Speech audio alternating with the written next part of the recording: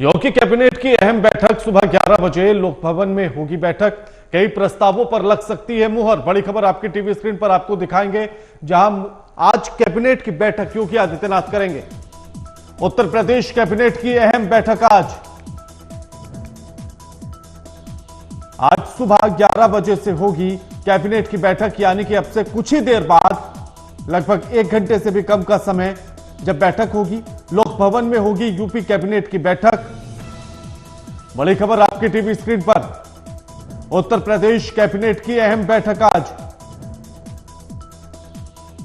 आज सुबह 11 बजे से होगी कैबिनेट बैठक। लोक भवन में होगी यूपी कैबिनेट की बैठक।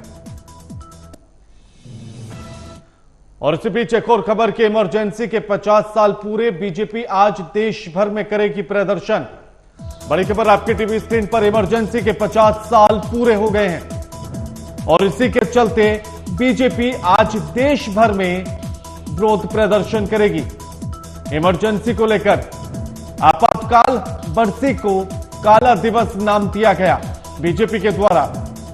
बीजेपी के मुख्यालय पर पार्टी अध्यक्ष का संबोधन होगा। इमरजेंसी पर ही अलग अलग राज्यों में बीजेपी करेगी प्रदर्शन, यानी कि बीजेपी सभी जिलों में, सभी राज्यों में संगोष्ठी भी कर रही है और इमरजेंसी को लेकर काला दिवस आज मनाया जा रहा है।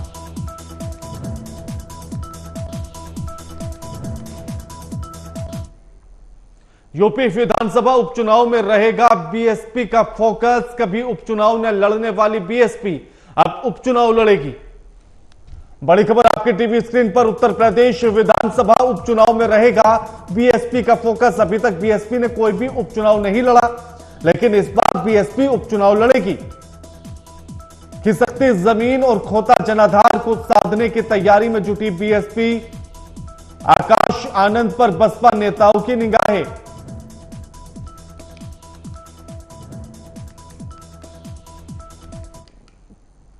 उत्तर प्रदेश में एक एमएलसी सीट पर आज से नामांकन। विधानसभा कोटे में एमएलसी सीट पर उपचुनाव होगा। स्वामी प्रसाद के इस्तीफे से यह सीट खाली हुई थी। उत्तर प्रदेश में एक एमएलसी सीट पर आज होगा नामांकन, यानी कि आज से शुरू हो जाएगा नामांकन। विधानसभा कोटे की एमएलसी सीट पर उपचुनाव। स्वामी प्रसाद के इस्तीफे से खाली हुई थी सीट।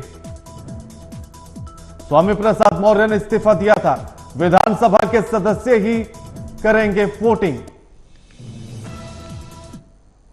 उत्तर प्रदेश के आगरा में माता पिता के साथ ताजमहल घूमने कर्नाटक से आए दंपत्ति ने सोमवार को उनकी 2 वर्षीय बेटी अलग हो गई। माता और पिता से बेटी जब अलग हुई तो रोने लगी। लगातार रोने से बच्ची की तबीयत बिगड़ गई। मासूम रोते रोते बेहोश हो गई। उसके शरीर में हलचल होनी बंद हो गई तो आनन फानन में सीआईएसएफ जवानों ने उसे ताज पूर्वी गेट स्थित डिस्पेंसरी भेजा, जहां पर डॉक्टर रिंकू बघेल ने बच्ची की हालत देखी तो उसे कार्डियो पल्मोनरी रिसिस्टेशन सीपीआर दिया गया, जिससे उसके शरीर में हलचल हुई और उसकी हालत में सुधार आया, जिससे दंपत्ति की जान में जान आई।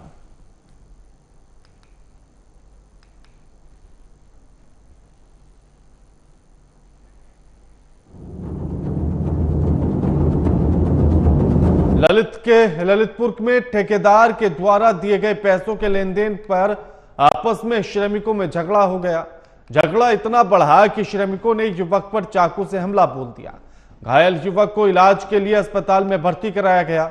इस मामले में पुलिस ने 2 लोगों को गिरफ्तार किया है। यह मामला थाना जखोरा अंतर्गत जमोरा माफी का बताया जा रहा है।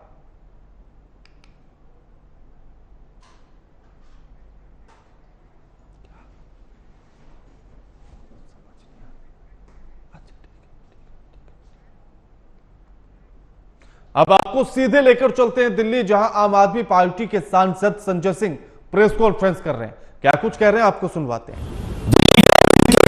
सरकार ने पिछले 9-9.5 साल के अंदर 12,000 किलोमीटर पाइपलाइन बिछाने का काम किया। 12,000 नई पाइपलाइन बिछाने का काम किया। 12,000 किलोमीटर। कैनाल के अंदर पानी की बर्बादी ना हो, इसको पक्का कराने के लिए 500 करोड़ रुपए खर्च किया दिल्ली की सरकार ने। जितने प्रयास हमारी तरफ से हो सकते थे हमने किया। हर स्तर पे कोशिश की कि दिल्ली के लोगों को पानी मिल सके। पहली बात तो ये समझ लीजिए, एक आदमी के लिए मान लीजिए 1 गिलास पानी होता है, आदमी की संख्या हो गई 3, लेकिन पानी उतना ही है, 1 गिलास पानी ही है जिसमें 3 लोगों को पानी पिलाना है। उसमें से भी आप कटौती कर रहे हैं। ये कौन सा न्यायपूर्ण तरीका है? और किस बात की दुश्मनी निभा रही है भारतीय जनता पार्टी की सरकार दिल्ली के लोगों से? ये कि उन्होंने प्रधानमंत्री जी को 7 सीटें देकर जिता दिया, ये कि दिल्ली से 2 केंद्रीय मंत्री बन गए, ये दिल्ली वालों का गुनाह है, अपराध है। पिछले 3 बार से लगातार दिल्ली के लोग 7 सांसद भारतीय जनता पार्टी के नरेंद्र मोदी जी के जिता रहे हैं। इन सवालों को लेके आतिशी जी 5 दिनों से अन्न त्याग करके बैठी हुई थी, अनशन पर बैठी हुई थी। उनकी तबीयत बिगड़ रही थी। डॉक्टर उनको बार बार कह रहे थे कि आप अपना अनशन तोड़िए। लेकिन कल रात में अचानक उनकी हालत बिगड़ना शुरू हो गई। पहले एलएनजेपी के डॉक्टरों की टीम ने शाम को देखा, फिर अपोलो में उनका ब्लड सैंपल चेक कराया गया, एलएनजेपी में ब्लड सैंपल चेक कराया गया और उनका जो शुगर लेवल आया वो 43 आया। उसी समय रात में एलएनजेपी के डॉक्टरों को फिर बताया गया, मैं करीब 1:30 बजे के आसपास पहुंचा वहां पे भोगल के अनशन स्थल पे, और हमने बताया कि अभी ब्लड शुगर का जो लेवल है वो 43 है। 36 भी होगा। डॉक्टरों ने बार बार कहा अब आप इनका तुरंत चेक करते रहिए, ब्लड शुगर कितना है इस वक्त, कितना है। तो 1-2 बार वहां फिर चेक हुआ। अंतिम जो ब्लड शुगर रिपोर्ट आई वो 36 आई, 36 जो ग्लूकोमीटर में चेक किया गया। डॉक्टरों की सलाह थी किसी भी हालत में इनको तुरंत हॉस्पिटल भर्ती कराना पड़ेगा, वरना आतिशी का जीवन जा सकता है। उनके साथ कोई बड़ी घटना हो सकती है, उनका जीवन जा सकता है। फिर हम सारे लोगों ने, पार्टी के लोगों ने आपस में बातचीत किया और रात को लगभग 3:30 पौने 4 बजे के आसपास उनको एलएनजेपी में एडमिट कराया गया और आईसीयू में उनको भर्ती किया गया। आतिशी जी अभी भी एलएनजेपी के आईसीयू में भर्ती हैं। रात में जब गई तो उनकी स्थिति ठीक नहीं थी। उनकी सारी जांच चल रही है। हम सब ईश्वर से प्रार्थना करते हैं कि जल्द ही आईसीयू से आतिशी जी निकले, उनका स्वास्थ्य ठीक हो। एलएनजेपी के अंदर आईसीयू में जो डॉक्टर हैं वो उनकी देखभाल कर रहे हैं और आज हम लोग भारत के प्रधानमंत्री को भी चिट्ठी लिख रहे हैं, उनसे भी अनुरोध कर रहे हैं कि आप दिल्ली के हक का पानी दिलवाइए, जो हमारा अधिकार है वो पानी दिलवाइए। बीच में हमारा प्रतिनिधि मंडल दिल्ली के उपराज्यपाल महोदय से भी मिला था और उनसे भी हम लोगों ने अनुरोध किया था कि आप हरियाणा के मुख्यमंत्री से बातचीत करके इस समस्या का समाधान कराइए। उन्होंने उसी दिन शाम को 4 बजे हरियाणा के मुख्यमंत्री से बातचीत की थी, जिसकी उन्होंने मीडिया के माध्यम से सूचना भी दी आप लोगों को। और आश्वस्त किया कि दिल्ली को पानी मिलेगा। इन सब परिस्थितियों को देखते हुए अब इस लड़ाई का जो अनशन की लड़ाई थी, जो अनिश्चितकालीन अनशन की लड़ाई थी, उसको विराम दिया जा रहा है। लेकिन सारी विपक्षी पार्टियों को लामबंद करके संसद के अंदर पानी की आवाज को बुलंद करने का काम हम लोग करेंगे। दिल्ली में पानी की उपलब्धता हो, ये प्रयास हम लोग करेंगे। मौसम भी ठीक हुआ है, थोड़ा बहुत बारिश भी हुई है पिछले दिनों में, तो मुझे उम्मीद है कि पिछले 2 दिनों से थोड़ा थोड़ा पानी की मात्रा तो बढ़ी है। जो 100 MGD कम था वो लगभग 90 MGD पानी कम हुआ है, 10 MGD पानी बढ़ा है। तो ये धीरे धीरे जो पानी की मात्रा है वो भी बढ़ेगी और स्थितियां बेहतर होंगी, ऐसी उम्मीद है। और मैं इस संबंध में प्रधानमंत्री जी को भी चिट्ठी लिख रहा हूं। मैं अनुरोध करूंगा हमारे सांसद ND गुप्ता जी से कि वो भी अपनी बात आपके सामने रखें।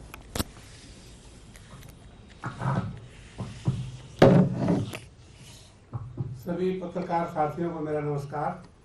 वैसे बहुत ही डिटेल में माननीय सांसद श्री संजय सिंह जी ने अपनी बात कही और किस प्रकार से ये आज की डिमांड जो है, आज जो गुहार है पानी के लिए, वो आम आदमी पार्टी की नहीं है, हमारी नहीं है, ये दिल्ली के हर एक नागरिक की गुहार है कि पानी जो है केंद्र सरकार, हरियाणा सरकार जो हमारे हक का पानी है वो हमें दे। मैं एक बात यहाँ कहना चाहता हूँ, ये जेठ का महीना भी 3 दिन पहले खत्म हुआ है और जेठ का बड़ा पवित्र महीना होता है।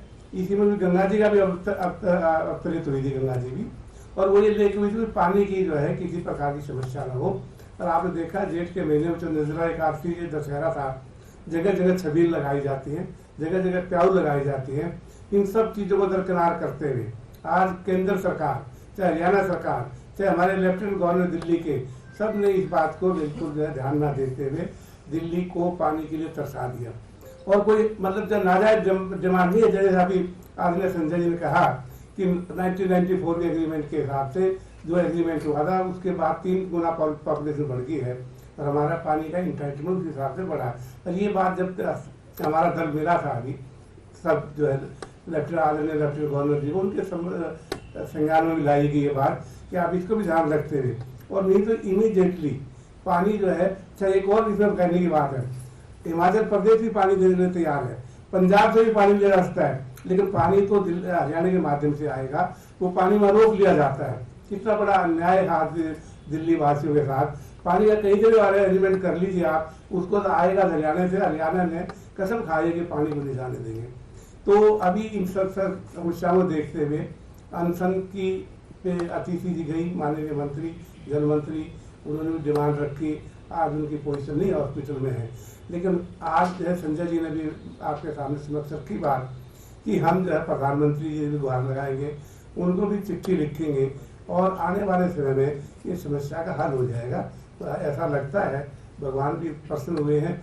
जिस दिन अतिथि जी ने अनशन किया था उस दिन भी थोड़ी बारिश आई और आगे बारिश की मात्रा बढ़ती जा रही है। इन शब्दों के साथ आप हमारी बात आपके माध्यम से केंद्र सरकार को, प्रधानमंत्री को, लेफ्टिनेंट गवर्नर को और हरियाणा के चीफ मिनिस्टर तक पहुँचे और जो आज जो उन्होंने कसम खाई नहीं दे उसको कसम को तोड़े और जल को जो है छोड़े। इन शब्दों के साथ थैंक यू। संजय जी, ओम बिरला जी एक बार फिर से स्पीकर बनाया जा रहा है। मैं तो अभी आप सबके सामने यहाँ प्रेस कॉन्फ्रेंस में हूँ और रात लगातार हॉस्पिटल में रहा, तो लोकसभा स्पीकर के लिए अभी चयन, वोटिंग होगी नहीं होगी, सर्वसम्मति से चुने जाएंगे, वो देखने के बाद ही कुछ बोलना ठीक होगा। खत्म हो गया? अब आईसीयू में एडमिट है, दवा शुरू हो गई है, तो इसको इस अनिश्चितकालीन अनशन का विराम हो गया है। लेकिन आंदोलन के जो दूसरे रास्ते हैं उसको हम लोग अपनाएंगे, जो हमारा पानी का हक है उसको लेने के लिए। स्पीकर वाले पद पे उन्होंने संपर्क किया है विपक्ष से, और दूसरा ये भी है कि क्या आप लोग स्पीकर विपक्ष जो है वो स्पीकर पद के लिए उम्मीदवार को खड़ा करेगा, आपकी क्या इसमें? देखिए, इसमें मेरी राय ये है कि ये सबसे ज्यादा चिंता का विषय एनडीए के घटक दलों के लिए है। इंडिया गठबंधन के दलों के लिए भी चिंता का विषय है और एनडीए के घटक दलों के लिए भी चिंता का विषय है। आज मेरी बात हो सकता है टीडीपी के मित्रों को और जेडीयू के मित्रों को ना समझ में आ रही हो, लेकिन इस पार्टी का इतिहास उनको जरूर याद करना चाहिए। पिछले 10 साल में 6-7 सरकारें अलग अलग राज्यों में तोड़ फोड़ के गिराई है बीजेपी ने। जहां तक टीडीपी का सवाल है, टीडीपी खुद उसके 4 सांसद राज्यसभा में तोड़कर बीजेपी में शामिल किए गए थे।